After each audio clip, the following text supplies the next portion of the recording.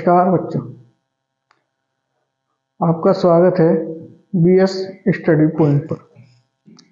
बच्चों, आज से हम सभी कॉम्पिटिटिव एग्जाम्स के लिए जो हिस्ट्री का पोर्शन है वो कवर करने जा रहे हैं, जिसमें भारत का इतिहास। तो हम बेसिकली भारत का इतिहास कवर करेंगे, जिसके लिए आज का हमारा पहला टॉपिक है हड़प्पा सभ्यता।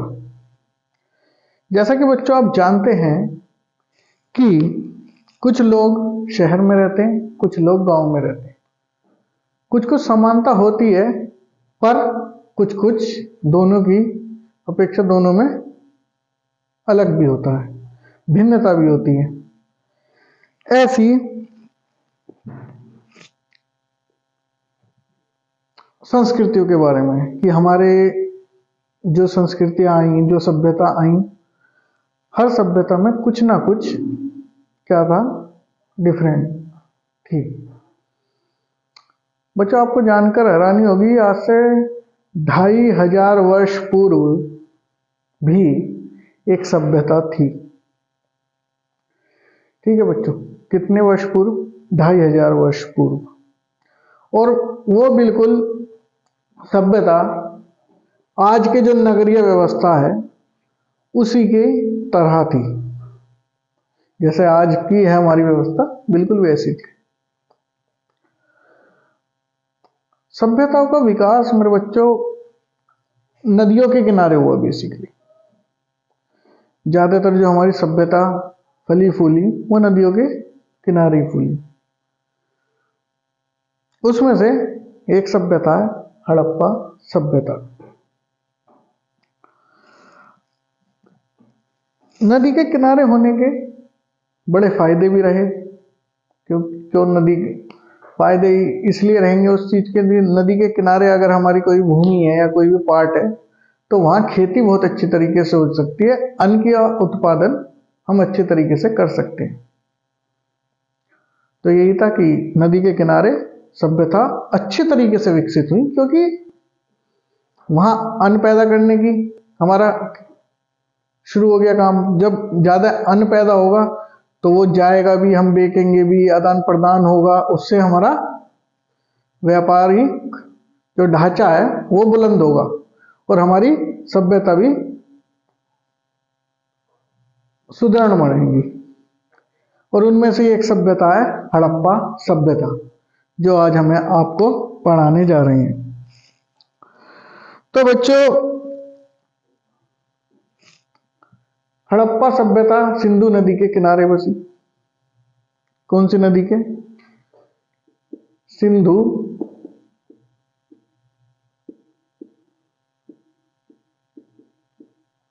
नदी के किनारे, सिंधु घाटी भी बोल देते हैं इसको। तो इस नदी के किनारे हमारी सभ्यता बसी। हड़प्पा सभ्यता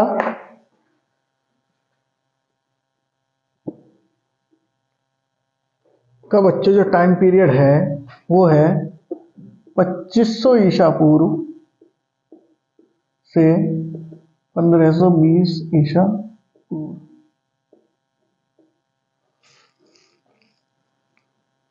ठीक है बच्चों, ये इसका जो बेसिकली हमारे उसमें आता है, इतना ही टाइम पीरियड है। सिंधु नदी के किनारे बसी।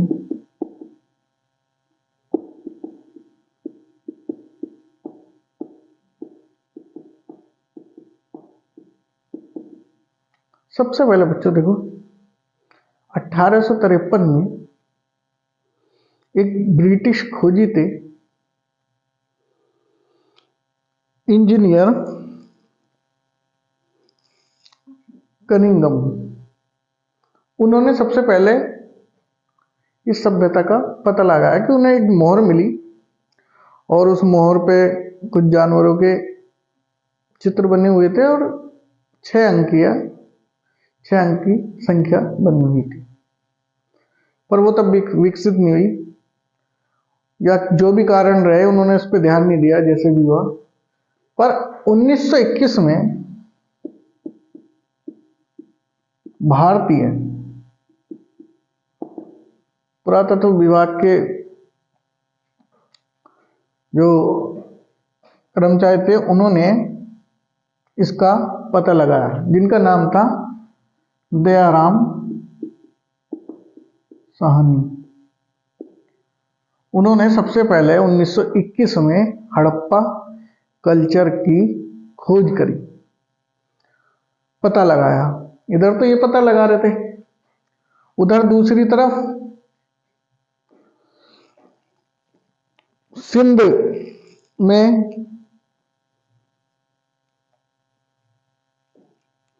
एक दूसरी नगरीय व्यवस्था का पता लगाया डॉक्टर आर.डी. बैनर्जी ने।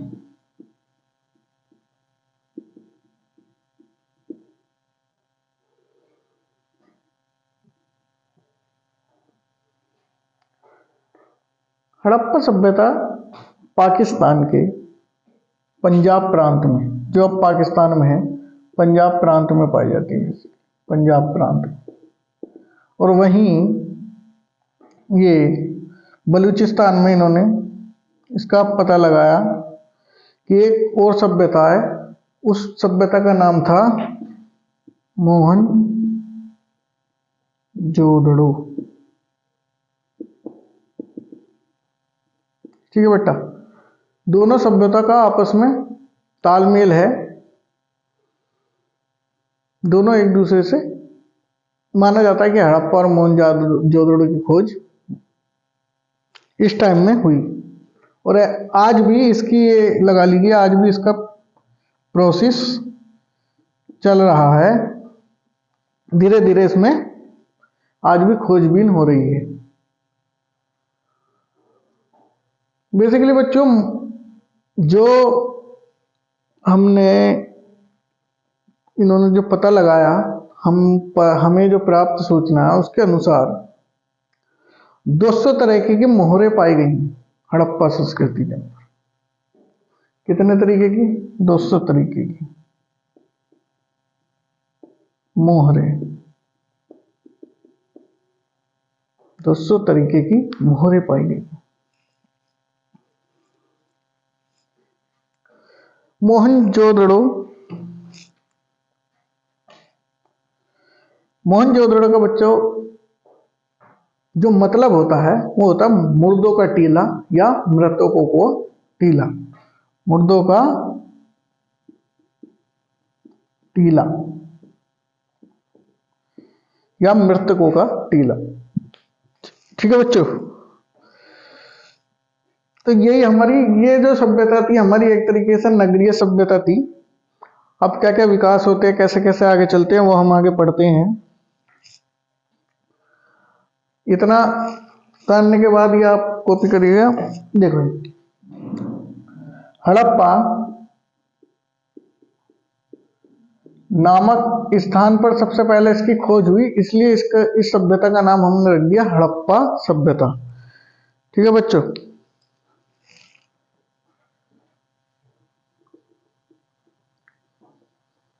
इसके आगे इसकी नगरीय रहन सहन, खाना पीना, ये सब इसके अंदर हम कवर करेंगे। नगर ही नगर, नगर हमें लगता है कि एक ही नगर था, ऐसा नहीं था, बहुत सारे नगर। हड़प्पा सभ्यता में जब हुई तो उससे ये पता चला कि ये एक ही नगर नहीं था, ऐसी नदी के किनारे पता नहीं कितने नगर बने हुए थे, कितने ज्यादा नगर बसे हुए थे।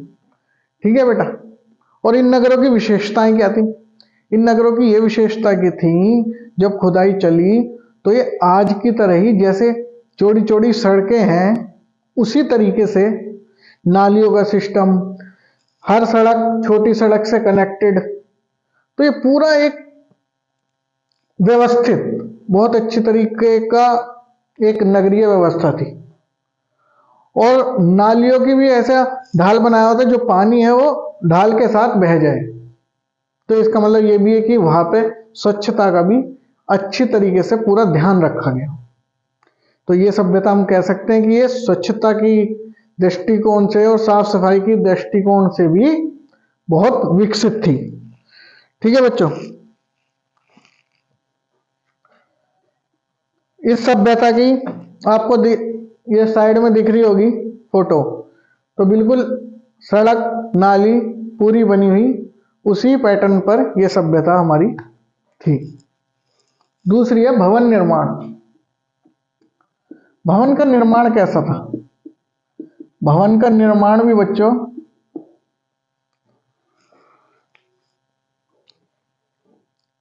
मैं कहूं तो बेसिकली आज जैसे हम गांव में हम अपने देखते हैं उसी तरीके से था कि बीच में एक आंगन, चारों तरफ कमरे, शौचालय, स्नान घर और रसोई घर, इसी पैटर्न पर बनी हुई थी। ये आपको साइड में हम इसकी फोटो भी दिखा रहे हैं, फोटो देखिएगा कि ये जो बना हुआ भवन है, आप इसको देखिए। ये जो भवन बना हुआ है, इसमें एक तो इसकी बिल्डिंग बहुत ऊंची बनी है और इसमें ईंटों का इस्तेमाल हुआ है। तो इसका मतलब ईंटें भी थी उस काल में, और ईंटें थी तो बेटा पकाने के लिए, ईंटों को पकाने के लिए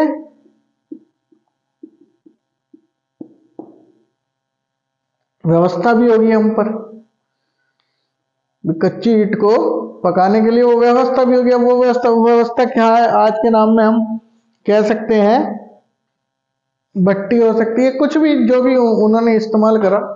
आजकल हमारे जैसे ईंटों के भट्टे चलते हैं, तो वहां पे भी उस टाइम कुछ भट्टियां वगैरह होंगी जिससे हम इस चीज का इस्तेमाल करते थे। इसके साथ बच्चों हमें जो मिला वो गोदाम भी मिले। गोदाम, और अच्छी तरीके से बने हुए गोदाम, जिसमें कि मेरा जो भाई इतिहासकारों का मानना है कि आसपास के गांव से जो भंडारण होता था, जैसे आजकल हमारा कोल्ड स्टोरेज है, उसी टाइप वहां पे लाके अनाज का भंडारण किया जाता था। ठीक है बच्चों, तो ये तो बात हुई अभी हमारी यहाँ तक की सभ्यता कब शुरू हुई, कितने टाइम तक रही, किसने खोज करी सबसे पहले, कब विकसित हुई, और स्वतंत्रता के बाद भी आज तक इस पे खोजबीन चालू है।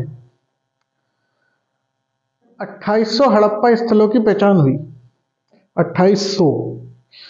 ठीक है, तो अब हम इसके बाद आगे बढ़ते हैं, बात करते हैं इनका रहना सहना किस प्रकार था, रहन सहन क्या था।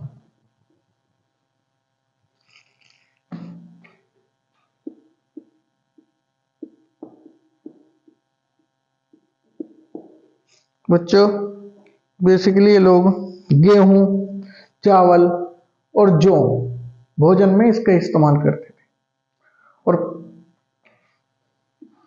खाने के लिए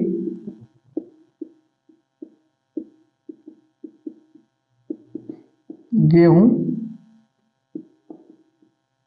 चावल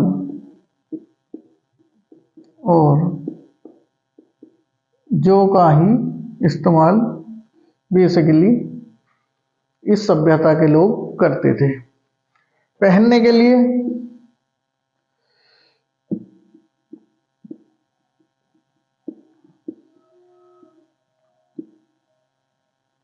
सूती और ऊनी,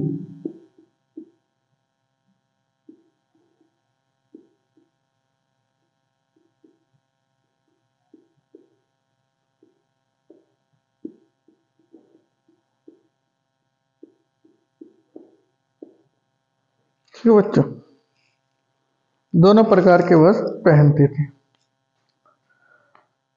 बच्चों ये तो हो गया हमारा खाना पीना। अब ये खेती भी करते थे। खेती बेसिकली गेहूं, चावल, जौ, मटर, कपास, इन सब की ये खेती भी करते थे, और पशुओं को पालते भी थे।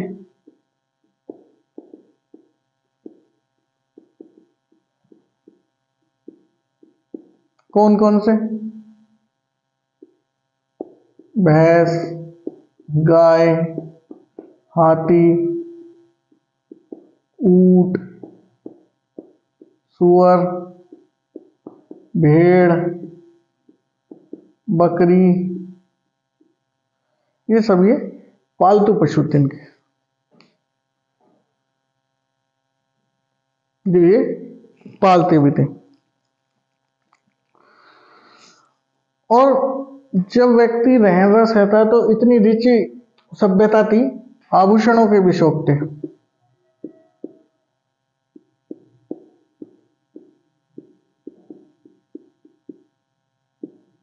इसमें पायल, कान की बाली,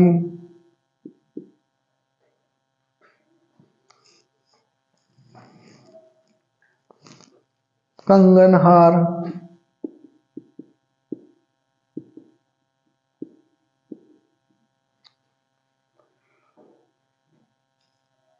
और मनकों से बनके तो बनाने के कुशल कारीगर भी थे। तो ये तो हो गया इनका रहन सहन, कि हमने रहन सहन में पढ़ लिया, खाने के लिए, पहनने के लिए, खेती के लिए, पशुओं जो उनके पालतू पशु थे उस टाइम के, और जो श्रृंगार वगैरह वही करते थे वो भी, ठीक है, ये रहन सहन में हो गया। अब आती है कि पूजा पाठ किसकी करते थे, कौन से देवी देवताओं को मानते थे, क्या करते थे, कैसे करते थे।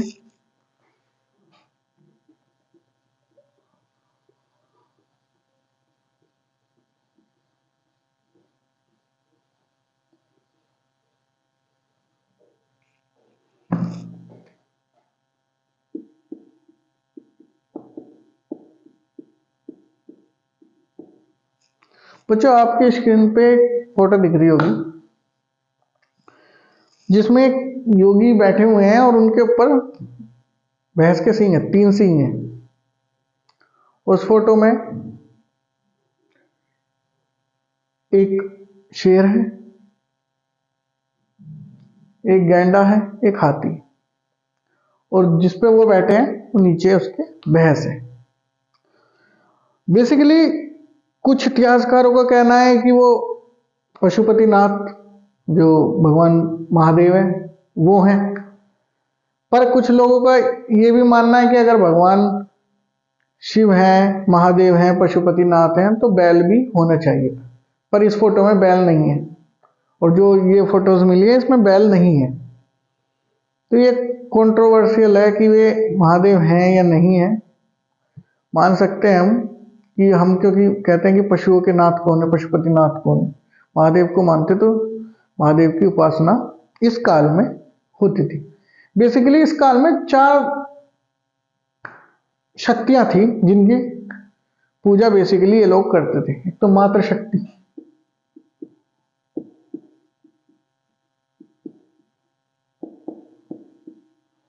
एक शिव,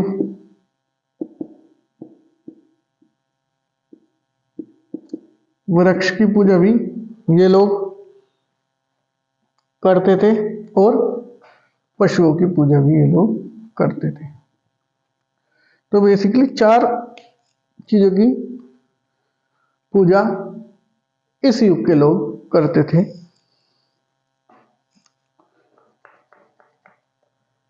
मातृशक्ति का आपको एक फोटो आ रहा होगा, वो दिख रही होंगी, उनके गर्भ से, भ्रूण से मतलब पौधा निकल रहा, उसका विकास हो रहा है। तो वो एक तरीके से पूरा संस्कृति का विकास दिखाया उन्होंने कि विकास कैसे हुआ।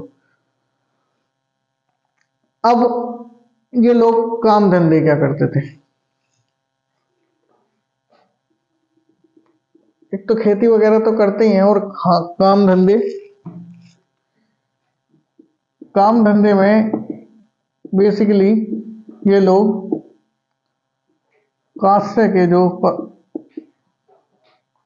कांसे से बनी वस्तुएं जो हैं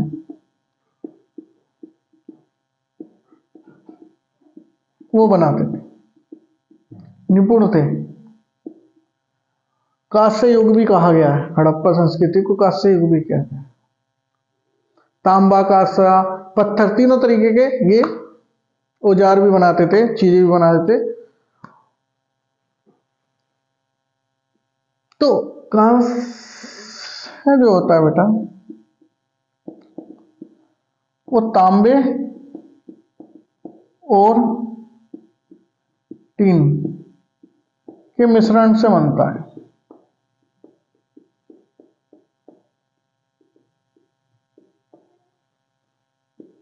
ठीक है, तांबे और टीन के मिश्रण से हमारा कांसा बनता है।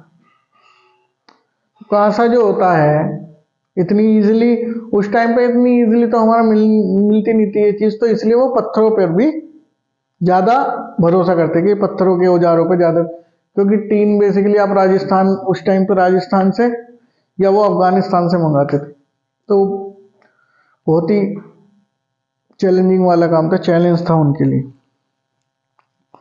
तो धातु से बनी हुई चीजें भी बहुत बनाते थे। आपको एक बैलगाड़ी दिख रही होगी जिसमें पहिया लग रहा है, ये भी उस टाइम की चित्रकारी, उनकी कलाकारी की एक खूबसूरत मिसाल है।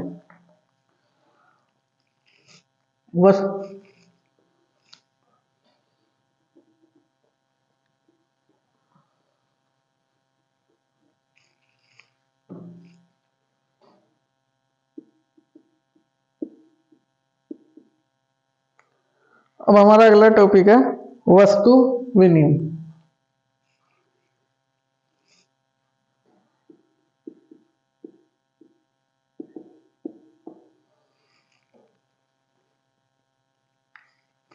वस्तु विनिमय, वस्तु विनिमय क्या? वस्तु विनिमय बच्चे ये होता है कि इसमें हम पैसों का लेन देन नहीं करते हैं। बेसिकली एक वस्तु हमने ली, जैसे मुझे मान लो चावल की जरूरत है, तो मैं मुझ पे गेहूं भी है पर मुझे चाहिए चावल, तो मैं चावल के बदले या गेहूं के बदले, मुझ पे गेहूं है, मैं गेहूं के बदले जिस पर चावल होगा, जो हिसाब होगा उस टाइम, उस हिसाब से मैं उससे वो चीज ले लूंगा। मान लो 1 किलो गेहूं में आधा किलो, 1 किलो या 2 किलो, जिस भी हिसाब का चावल है वो आ रहा है, तो मैं उस हिसाब से उससे ये ले लूं। आज भी गाँव में आप देखते होंगे इस तरीके की चीजें आज भी होती हैं कि आप एक चीज लीजिए तो उसके बदले में आप दूसरी चीज मिल जाएगी, पर पैसे जिस पे ना हो, तो ऐसा गांव में आज भी प्रचलित है बहुत जगह। ठीक है बेटा। अब व्यापार,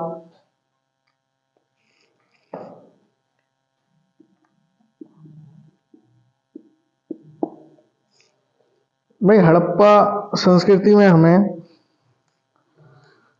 पत्थर, तांबे की चीजें, धातु, मिट्टी की बनी चीजें, हाथी दांत, ये सब दिखे। मोहरे, मैंने बताया 200 तरीके की मोहरे थी, ये सब हमें मिली। और मोहरों पे एक तरीके से कुछ पत्तियां बनी होती थी, जानवर बने होते थे, 1 सींग 2 सींग के, बैल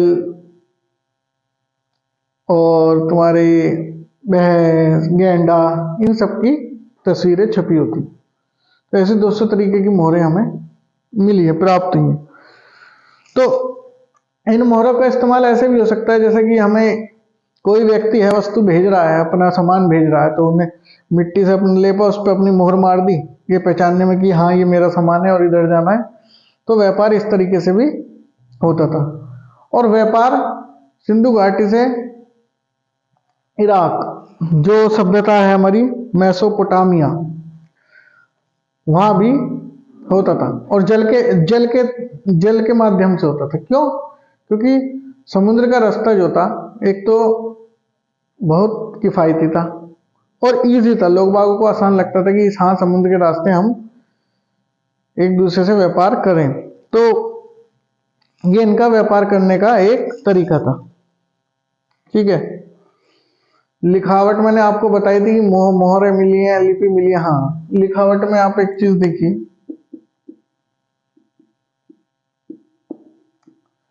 बेसिकली भारतीय लिपि जो होती है,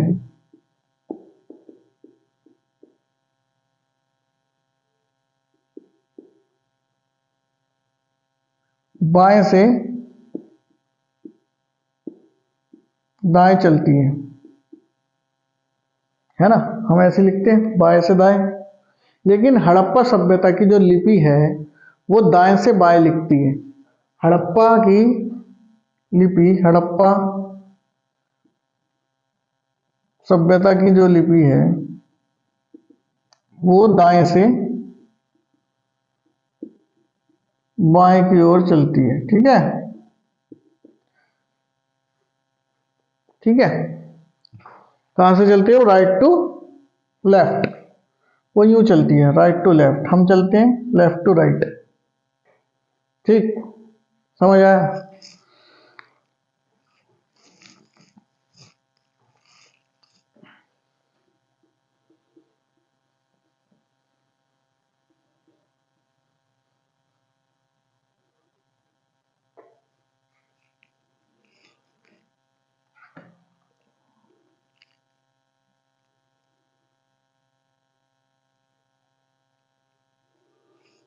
भारत में जो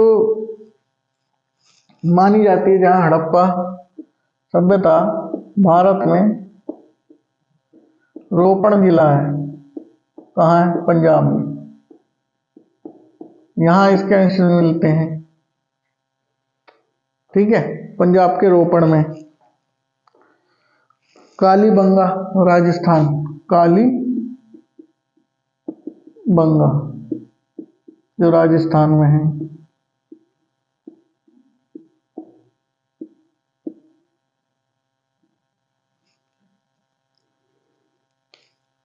हिसार के जिले हरियाणा में भी है, जिसका नाम है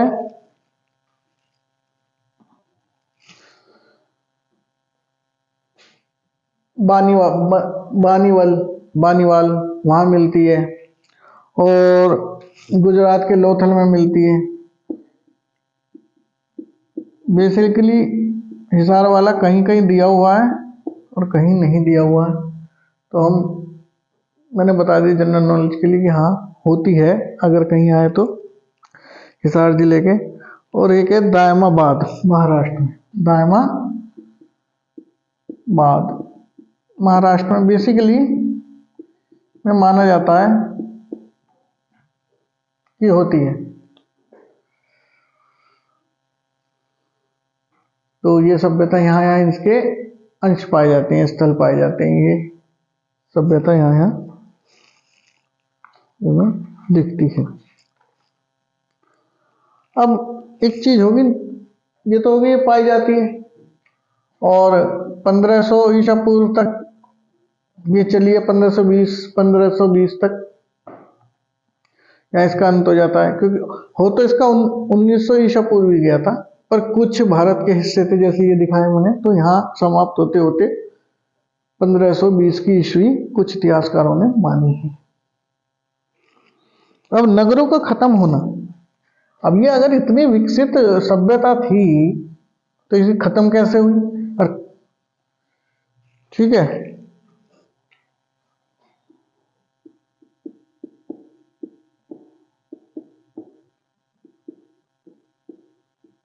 सभ्यता खत्म कैसे हुई?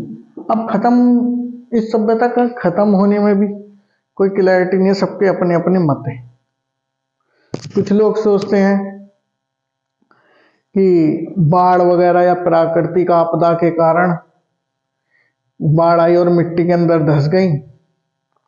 कुछ लोग सोचते हैं कि बाहर से लोग बागों ने आक्रमण कर दिया, आर्यों का जो आना होगा, आर्य जो आएंगे भारत में, उन्होंने इन पर आक्रमण कर इन्हें खत्म कर दिया। कुछ लोग मानते हैं कि उस टाइम जो नदियां इन थी, सिंधु नदी, वो इन सभ्यताओं से, नगरों से दूर चली गई, दूर हो गई नदियां। सरस्वती, या जब नदी दूर हो गई तो खेती हमारी प्रभाव पड़ेगा। ऑब्वियस सी बात है, नदी दूर हो गई, जितनी नदी से वर्षा कम होने लगी, उस वजह से वर्षा कम हुई, तो जिससे कि भूखमरी फैली तो लोग बाग भूख के कारण मर गए। कुछ इतिहासकारों का ये भी कहना है कि इस तरीके से सभ्यता का अंत हो गया। जो व्यापार हो रहा था हमारा इराक से, मेसोपोटामिया से, वो हमारा खत्म हो गया, क्योंकि वो विकसित होते जा रहा था मेसोपोटामिया, तो उन्होंने आयात निर्यात बंद कर दिया। इस कारण भी इस सभ्यता का अंत माना जाता है। तो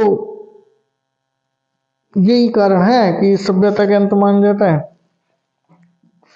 और यहाँ के हड़प्पा संस्कृति में हथियार बहुत कम पाए जाते, तो ये भी माना जाता है यहाँ के लोग बहुत ज्यादा शांति प्रिय लोग थे।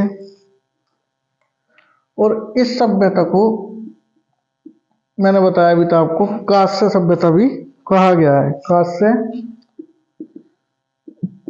युगीन सभ्यता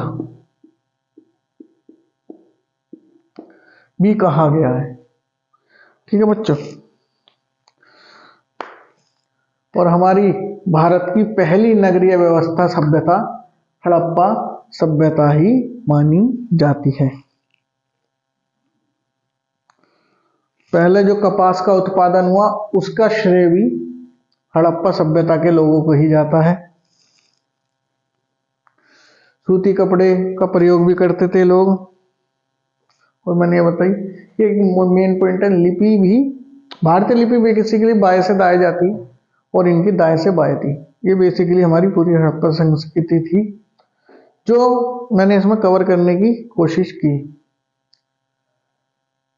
बहुत चाहता मैं इसे बहुत ज्यादा विस्तृत भी करता, पर जो मेन चीज हमें जाननी थी वो हमने पढ़ी और कवर करी। सभ्यता क्या होती है? जब मानव सभ्य है तब कहा जाता है जब अपने जीवन को तौर तरीके को बदल देता है परिस्थिति के हिसाब से। ठीक है। योजना, भाई एक योजना के तहत यहाँ के जितने भी नगर थे एक योजना के अंतर्गत ही विकसित थे। जैसे आज हमारी योजनाएं चलती हैं उसी के अंदर तो अप्रूव्ड होने लगी, ये अप्रूव्ड वो अप्रूव्ड, तो उस टाइम भी योजना के अकॉर्डिंग ही विकास था। और शताब्दी आपको पता ही होगा, 100 वर्ष के समय को शताब्दी कहते हैं। जैसे अब कौन सी शताब्दी चल रही है? 21वीं शताब्दी चल रही है। तो बेसिकली ये पूरी चीज थी जो कवर करने की कोशिश करी। उसमें मैं सोचता हूँ कुछ चीज अगर आपको परेशानी हो या समझ नहीं आई हो तो कमेंट करिएगा, बताइएगा। और अब रेगुलर बेस पर हमारा भारत का इतिहास चलेगा। आज हमने हड़प्पा संस्कृति कवर कर दी है और कल नेक्स्ट टॉपिक के साथ फिर मिलते हैं। तब तक के लिए खुश रहिए और वीडियो को लाइक करिए, चैनल सब्सक्राइब करिए। थैंक यू, मिलते हैं कल।